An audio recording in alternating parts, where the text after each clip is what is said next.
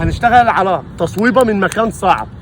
خلاص، المكان الصعب ده هيبقى سهل لو انت عملت التكنيك بتاع دوران جسمك صح. لو الكرة هنا سهلة تجيبها جول صح؟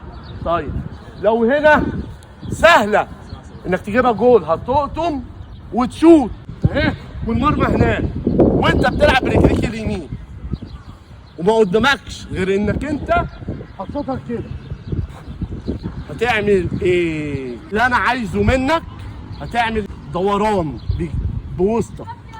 يعني انا الكرة اهي انا صدري كده ووشي كده، لو انا شطها برجلي كده اهو، انا رجليا الثابته دي هتعمل معايا لفه واقع.